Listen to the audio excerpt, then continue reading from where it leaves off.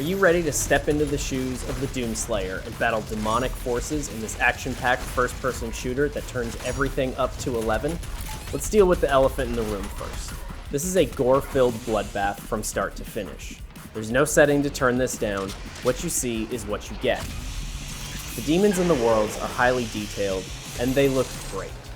Once you get past the very literal coating of blood and guts on this game, the gameplay is one of the most intellectually stimulating takes on first-person shooter combat that I have ever seen.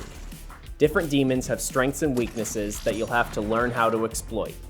If you're coming to this game from the more typical cover shooters, you'll have to get comfortable learning how to lean into the chaos rather than retreat from it.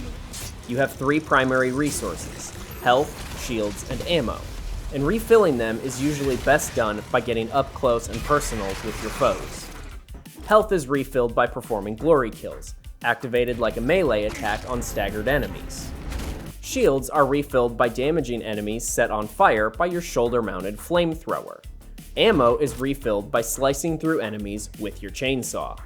Combining all that with the variety of enemies and the unique layout of the combat arenas creates a symphony of destruction that demands your full attention at all times.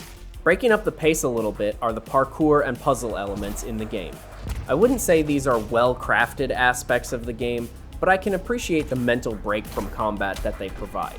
The fairly sizable maps for each mission contain a lot of secrets to reward explorers.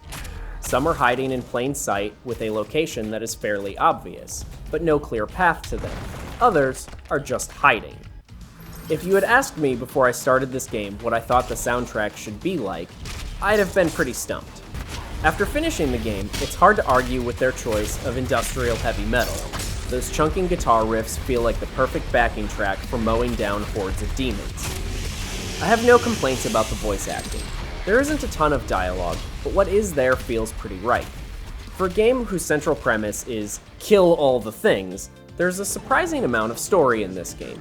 It's well set up and doesn't really require familiarity with the previous games to understand, and towards the end, the stakes get raised in a very big and interesting way.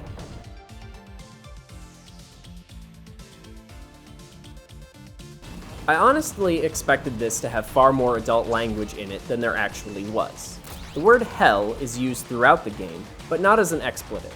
Rather, it is used in the very literal sense of the word, describing the place where demons come from. There is an optional multiplayer component to this game that does have voice chat that can be disabled. Overall, this was one of the most intellectually stimulating shooters I've ever played.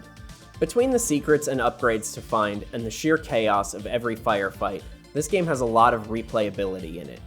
If I had to raise a single complaint about this game, it's that the excessive blood and gore might keep players away from it who would otherwise very much enjoy this kind of shooter. Thank you guys so much for watching. I'm Gus, and I hope you enjoyed this. If you did, like and subscribe so you don't miss any more of my reviews, and let me know what you think about Doom down in the comments.